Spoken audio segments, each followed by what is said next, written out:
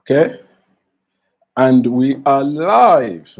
Good afternoon, good evening, good morning, wherever it is that you are watching us from on the face of the earth. Thank you for joining us. This is Livinghealth TV live with me, Dr. Benga Adebayo. So, if this is your first time of joining us, as you join, first let me say thank you for joining. I appreciate you taking the time to be with us today. I'd like to please ask that you do something for me. Can you please subscribe to this channel and share this video with your friends and your loved ones? That's if you find whatever it is we're going to share to be interesting. And as you do that, you're going to help people to discover this. We are in this journey to help people to know better, live longer, productive life. Today we are taking a look at a very, very interesting topic. We're taking a look at natural cures. Natural cures. Let me first lay a background. People tend to believe that orthodox medicine, that's doctors, orthodox medicine. Although somebody said to me some years ago that in the real sense of the word, conventional medicine, Western medicine in quotes, is actually the alternative medicine to the vast majority of people in the developing world. What they use first is what we call alternative medicine, so, and that's the native traditional practitioners that are around them. But for us, people tend to think that Western medicine is anti-natural, that Western medicine, conventional medicine, I'm a doctor, I went to study scientific, proper medicine, that we are against natural cures, that whenever you talk about a natural cure with a doctor, the doctor thumbs his nose up at it, he doesn't believe in it. No. Let's get things right. Medicine, scientific medicine today, sorry, when I say scientific medicine, that means at the time medicine was not scientific. And that's the truth. I saw a picture of how doctors cured headache some years ago, and I was ashamed of the practice. What did they do? They will put your head inside a big metal pot, a big metal chamber, and then they will use a hammer to eat that. So I don't know, maybe somebody did that for him and he felt it worked. And then subsequently, but of course we know that's crap now. And that's why we have gone to something that we call evidence-based medicine. Evidence-based medicine. You don't do something because you think it worked or you think it just works for small set of people. You do something that science, rigorous evidence has shown to work, that you have tested it, that it's not the probability that it's not that you say it work is not just based on your intuition, it's not based on error. There's a way you can have systemic errors. If I say something is a good cure and you are using that cure with something else that is actually the cure, then it's possible for you to now have what we call confounding. So for instance, people that smoke have burnt, okay, let's say they have a black lips. People that smoke have black lips. So somebody may notice and say people that have black lips die from cancer. So you now say, oh, people that I have noticed it, I have seen it. Everybody that has black lips usually has cancer of the lungs. That person would think is right because he has seen that association between black lips and cancer. But he's wrong because what he's seeing as black lips is not correct. It's not what causes. And someone can have black lips for any other cause. You can have black lips because you are black. Maybe my lips are a little black. I don't know if my lips are, but you can have black lips. So you now say because no. So it's just like somebody saying that somebody said, okay, some years ago we used it to make fun in med school, in grad school, in public health, that people in Switzerland, they eat a lot of chocolate. They consume a lot of chocolate. And then Swiss, as per capita, they have a very high level of Nobel laureates. So you now say, okay, to become a Nobel laureate, let's just eat chocolate. While it's okay to eat chocolate, but chocolate will not make you, probably not, make you a Nobel laureate. So what I've taken into all this story is about the fact that you notice something or something seems to work does not mean that that thing is working. So we need to subject that thing to rigorous evaluation, find out what exactly it is that is working in this thing, and before we can say, yes, this thing is working. So how do we do that? We do an experiment. We take permission to do that experiment. You pass ethical review to do that experiment. And then you have two groups of people that are about the same. You give some this thing that you say it works, the others, you don't give them. So if that thing truly works, you will be able to see what all other things being equal.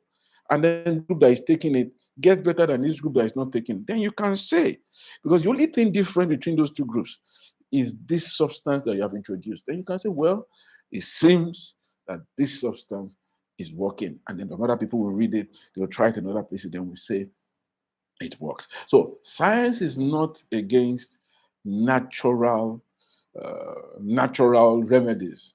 In code, in fact, what science use, what medicine use, are not particularly on natural cures. Is, however, to be sure that what you use, the evidence bears it out that this thing does truly work. So today we want to talk about natural cures. I called it the good, the bad, and the crazy. There are a lot of crazy things out there. So there are some good things that are naturally available that if you use them, if you work with them, they will work with your body. Like I said, we are not, thank you, Timmy Sokwe, thank you for joining us. We're not saying that we are against natural things. No, no, no, no, no. No, and we are also not saying that something is natural. Does not mean it's safe. No, people, the lot of marketing firms are playing on this natural. So I saw an advertisement for a beer. And what did they say? Say it contains herbs. So come on, as you are drinking the beer, the app. So they are playing on people's psychology. And they know people love what in quotes natural things. So it has bitters, natural bitters to clean your system. So somebody falls for it and says, "Oh, it's natural, it's unnatural." See, let me tell you, nature is full of deadly things. Uh, Rabies is a natural, it's a natural disease. And rabies, once you have rabies, once you have established rabies, the fatality 100%. Uh, fatality 100%. So that you say something, and the cure to rabies is not natural. It's something you have to make. It's something that you have to produce through a rigorous process. In fact, the vaccine to rabies at the beginning was really, really, really expensive, and that made it unaffordable to many people. But now, thankfully, these costs have started coming down. So the disease is natural. The cure is not natural. It's not something you pick in nature. So we need to get to understand that a lot of this fad, that something that you say something is a herb or something. Of course, let's get it right. We know that processed foods, probably the evidence tilts to the fact that processed foods, a lot of processed foods are a risk factor for a lot of conditions we have nowadays. We've spoken about food. We want your food to be as not as processed as possible, because processed foods tend to have lost a lot of nutrients. They are not.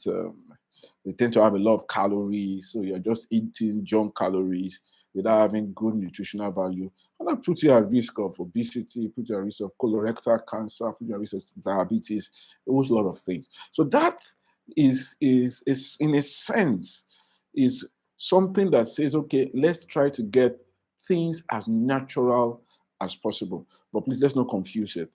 That a lot of people are doing a lot of marketing gimmicks and say this thing is natural. It's natural. It's natural. It has no side effects. There's really nothing in this world that doesn't have side effects.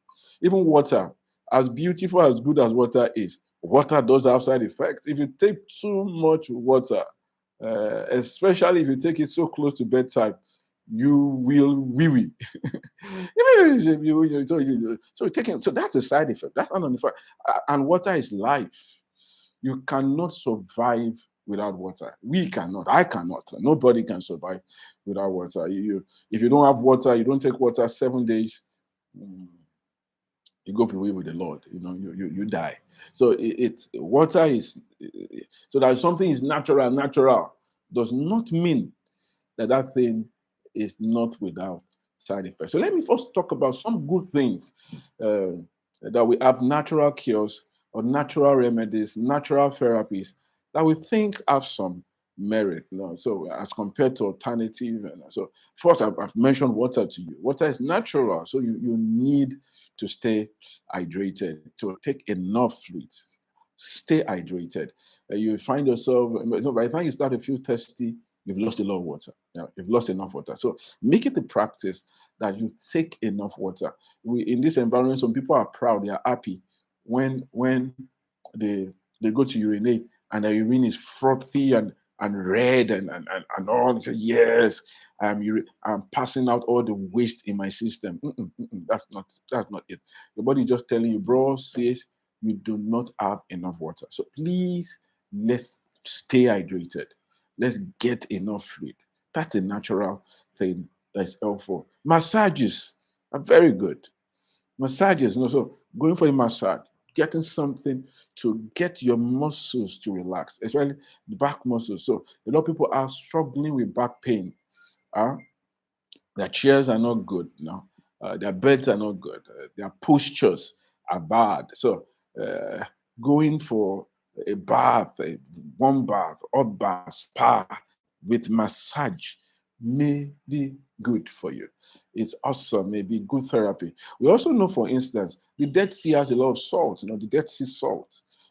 We know that some people that have skin conditions, psoriasis and the likes, that the Dead Sea salt and soaking in the Dead Sea may be useful for those skin conditions. However, be very careful before you start to consume salt. No, that's one of the crazy things.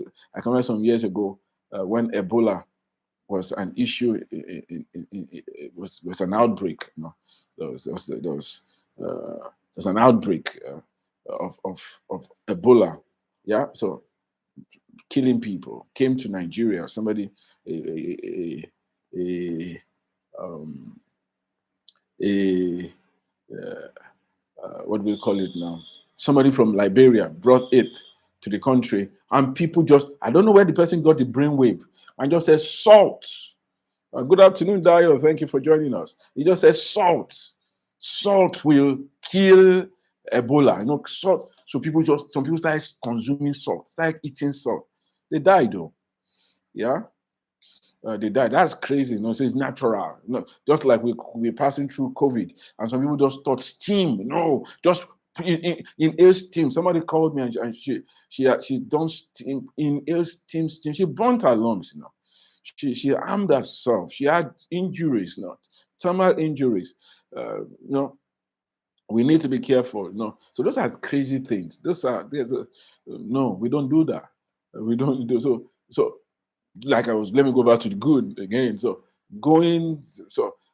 Dead Sea salt, we think the evidence seems to suggest that bathing in the Dead Sea, I'm not saying you should go to Israel, and that doesn't mean that you should now go and buy salt and put in salt.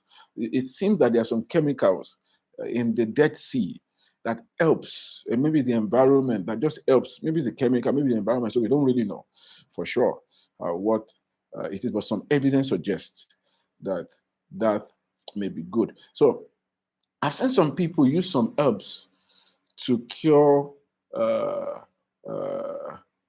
fungal infection of the nail, and I was surprised. It's something that medically speaking, if you want to take care of uh, fungal infection of the nails, you need to take the medicine, take it for a while, and it could be really tough infection to deal with. And this lady says she has something on tinctures from some herbs, and she puts it. How she did that? I think she should submit whatever she has to evaluation, to scientific evaluation, because I was surprised to see that the thing went. I was surprised, really surprised, and so I think she should submit it and let's evaluate what is in that, so that we don't subject people So if you have a cure, that's what we say. That's what I say to everybody that say they have a herbal cure to something.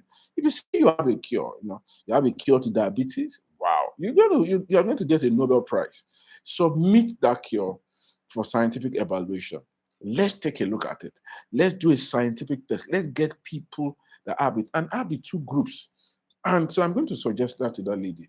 Let's do this. Let's get this study done. Let some people use the conventional. Let's get people randomly. And that's what the scientific process does. Let's have some people use the established tablet, antifungal agents, use it for months. And let's have some people use this your tincture when we know what your tincture is. Of course, you first need to pass your tincture to be sure it's not going to kill people. It doesn't have poisons. No, that's what RCTs do. So you need to take that. So you don't take something that is a poison. Get to know the dose. You get to know what works, and then we now go to the final stage of phase 3, and then know this thing, does it really work?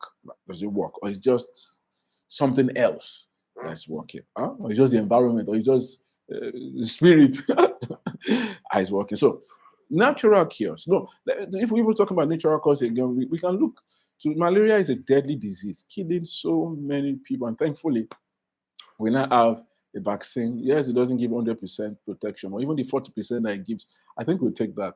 We take that and build on it. The current main recommended treatment for malaria is artemisinin combinations, so artesunate combinations. And we know that the cinchona herb, the back of the tree that we use now, we now got this compound from, has been used in China for thousands of years. But what science now has done, so the good thing is that yes, there's a herb that does this. What science has done is for us to identify the active ingredient in that bark. And then we've also now got the dose, because that bark taken in inordinate amount will harm you. In fact, I can remember while I was practicing clinical medicine, somebody walked into my consulting room, and what was the challenge with him? His urine was dark, was black. No, when you say black urine, what was he having? He was having what we call it's hemoglobin. Let me know, hemoglobinuria. That's what we call it. So we know that in high doses, that artesunate, if you take it in inordinate dose, it does take too much of a dose, it will cause red blood lysis, and then you start to urinate, not blood, but the substance in your blood, the hemoglobin in your blood, you start to urinate it. So what had this guy done? Rather than taking 4 tablets 2 times daily for 3, he had taken all his dose at once.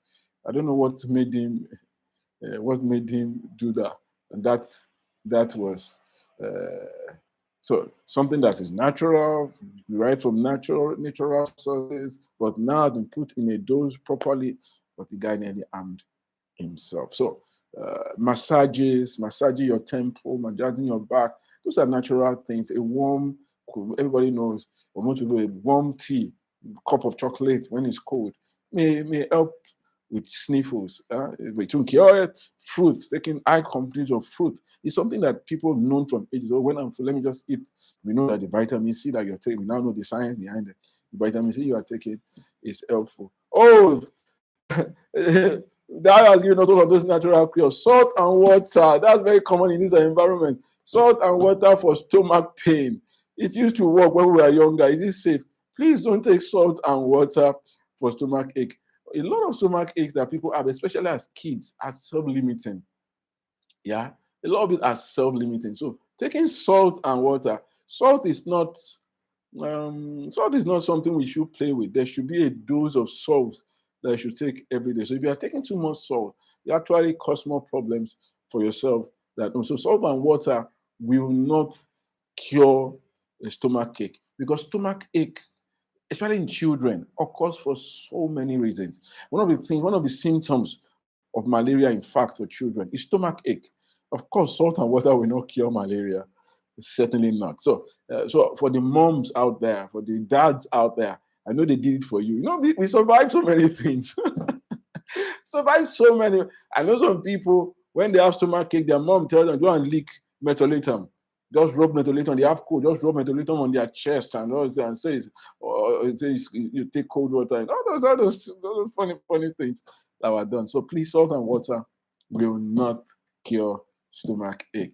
It says garlic seems to be good based on testimonies of people for a lot of medical conditions like diabetes, if taken often. What's your opinion on this, doctor? So garlic has some good substances, So it has some antioxidants that are in it. So it won't harm you if you have garlic, onions as part of your diet. Of course, if you take too much garlic, you take a lot of garlic, you must be willing to abide with the mouth odor that comes with it, because it just gives a pungent smell. So, but that should not harm you. But however, there can be too much of a good thing, especially some of these herbs. There are some herbs you should not combine with your conventional medicines. But garlic will not harm you. But certainly garlic will not take the place of your blood sugar. It will not reduce your blood sugar, will not pump down your blood sugar. A healthy diet will help, of course, because one of the approaches to taking care of hypertension and diabetes is a dietary approach, especially when you have just the early stage type 2 diabetes. Now, if you have type 1 diabetes, that's the person that has insulin deficiency. You need to go on your insulin. There's no two ways about it. No two ways about it. But if you have the type 2 obese, you're obese and all that, so your diet, if you change your diet, exercise, eat a bit healthier, reduce the carbohydrate content of your food, certainly your blood sugar can be controlled.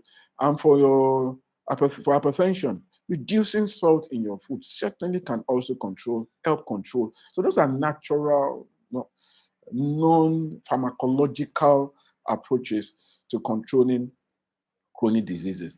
But please, some people said they were eating garlic to take care of corona. It was garlic they ate. They just ate garlic. I just took ginger.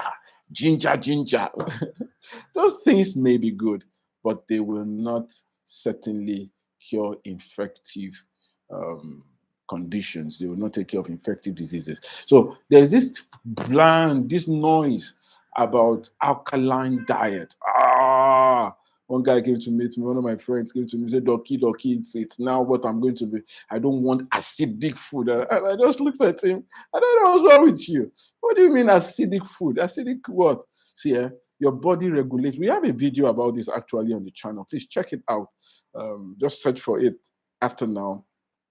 The truth about alkaline diet. What you need to know about alkaline diet. I think it was either it's area doctor or 101. I can't quite remember. So please go check it out. Go check it out. So there's really nothing like that.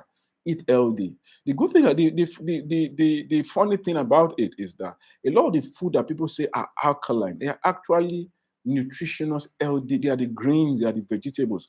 So you get benefit from them. Remember what I said about confounding earlier, that you see something cause something. So you now assume that it's because of something. You see somebody that has a mark, a black mark between his two fingers. So you know, so everybody that has black mark between their two fingers, they have cancer. The black mark is caused by smoking. So smoking is actually what causes the problem, not a black mark. That black mark is just incidental. You can have a black mark from 1,001 other causes. So, but it's the smoking that is the problem. So it is with this alkaline fad. So I call it.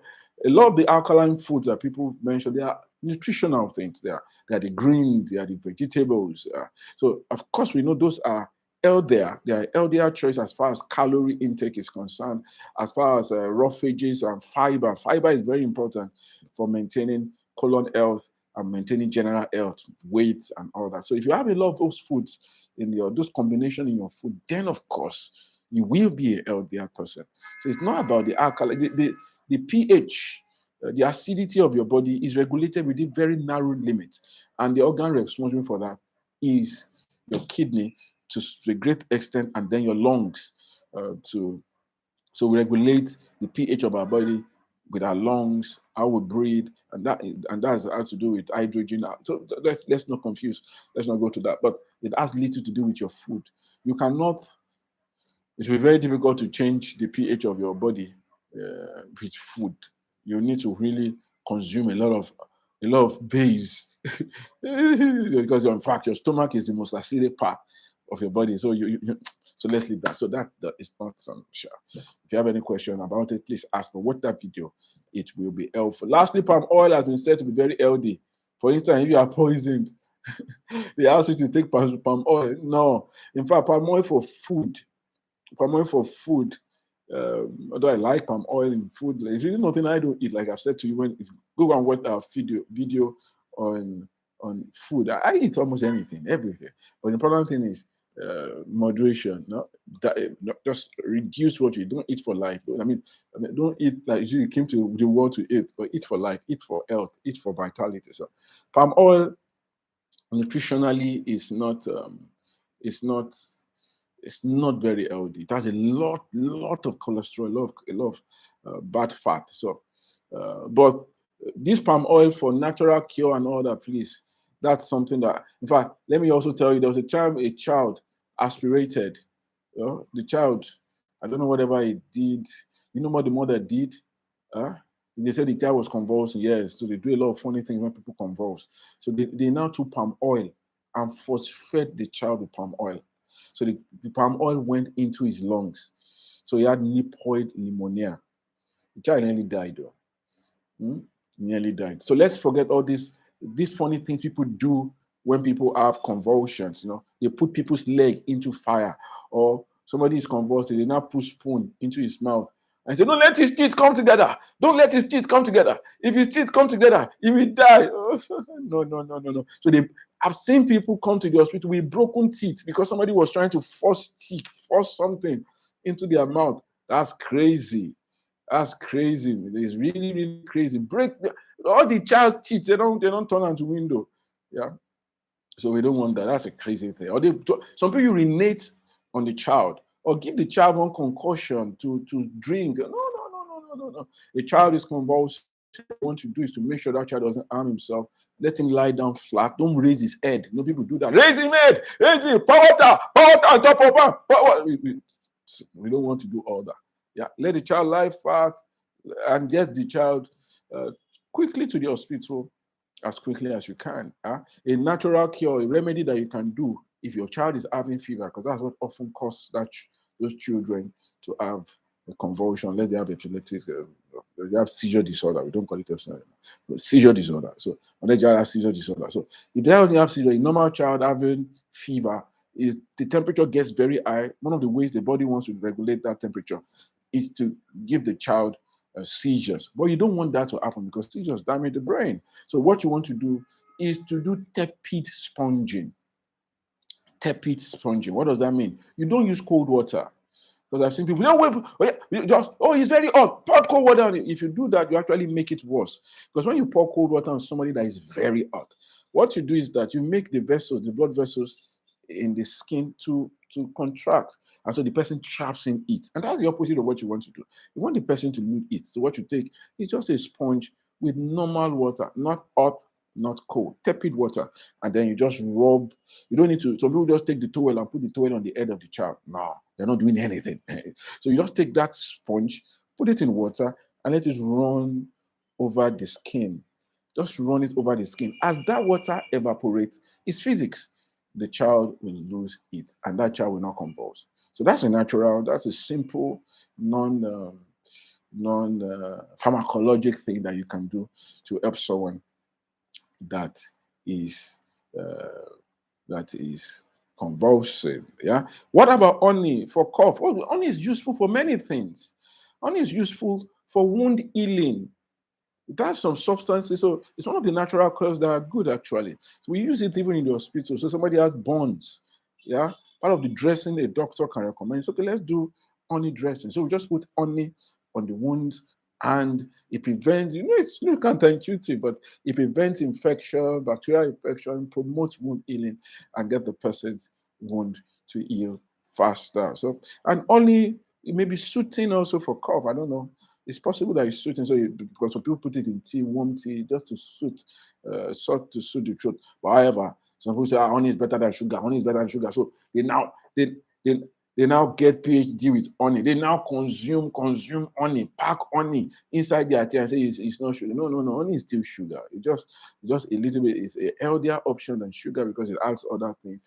It's not glucose. It has fructose, so 2 molecules of glucose. So it will still have to go through some breakdown. It has some other substances, like I said earlier. But too much honey also not healthy for you. So the key thing I like to say is about any, all these steaming, all these funny things that people do. Discuss with your physician.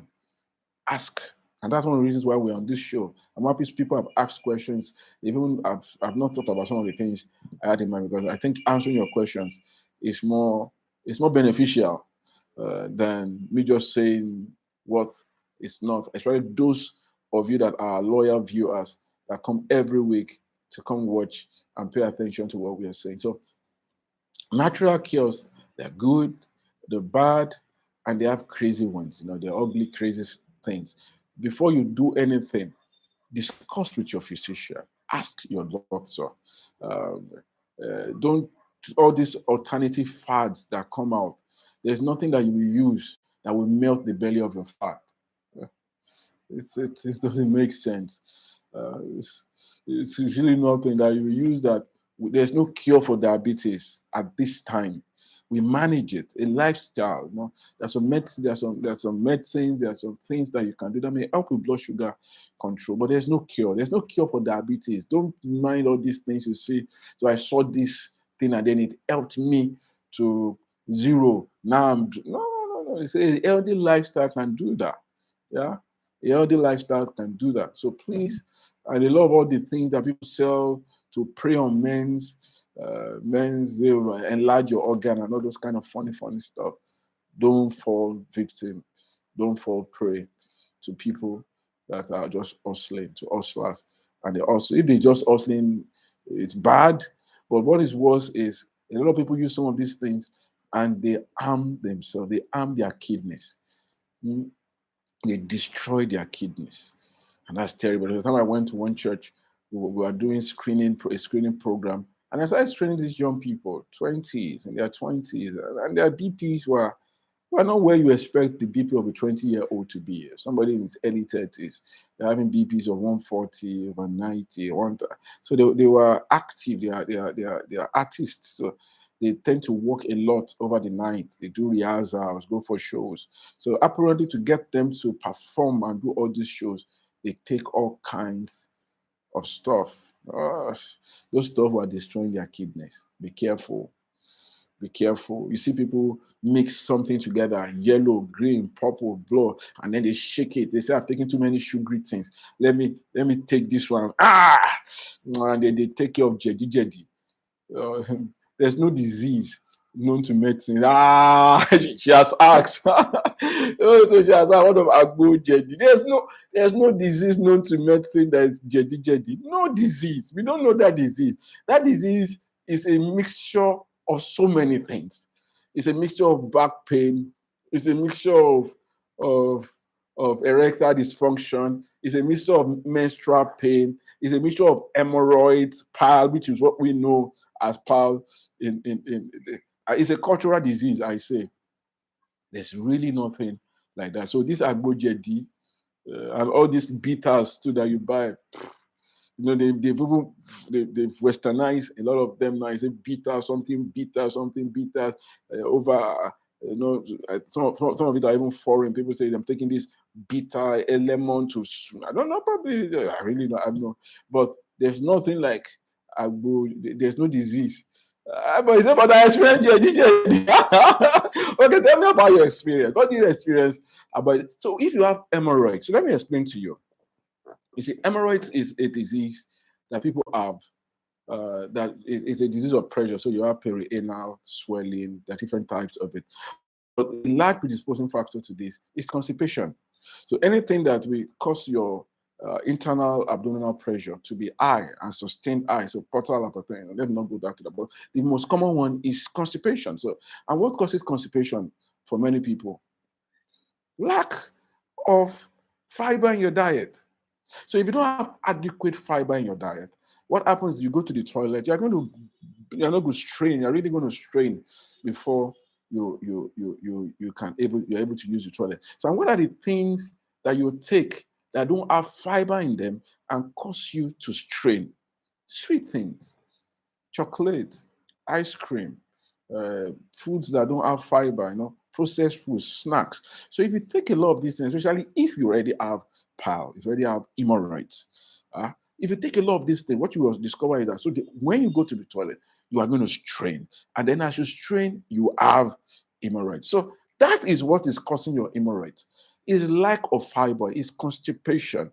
So taking this something medicine agbo to help you and for most people, hemorrhoids are self-limiting. And that's why for largely even the solution, the management of hemorrhoids is watchful waiting. It's until it becomes strangulated, has problems, or it's causing so much issues before we start to go for surgery. So for most people, it's self-limiting. So if you follow a healthy diet, prevent constipation, the hemorrhoids will not flare up. You'll be fine. Yeah, you don't have the perianal hematoma, you don't have the whatever type of hemorrhoids you have. So that is the pathology. That's the process behind that condition that you are feeling. There's really no disease. Because if you see that guy at the bus stop, in the bus that is selling this jedi thing, do you see all the things he puts there? Back pain, chest pain, what I've just described with his hemorrhoids, pack all kinds of things and say, it's jedi. This is from Ajashe. They are looking for me in Japan. We went to Uganda. They loved what we are giving them. And then the person is saying, jedi. No, there's nothing like that.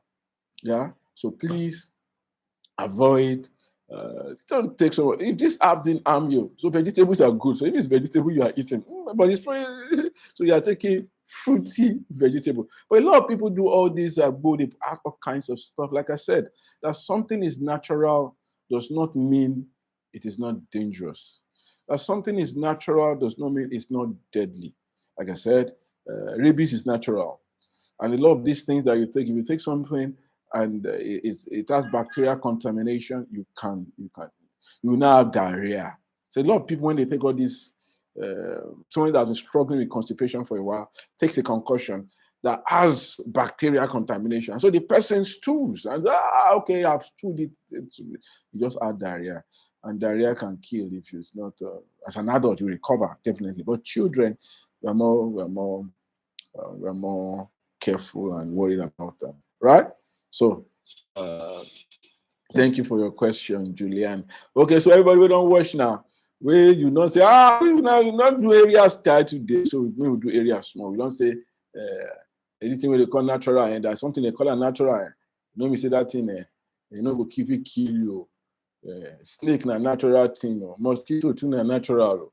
And when mosquito bite you, give you malaria they kill people. Even the COVID where they are around, no be natural thing. Okay, some people they say no be natural, no they create that. But that's the thing they spread. We get all kind of natural disease where they there. But the cure to some of these diseases, no be natural things. Not things where we go make for lab.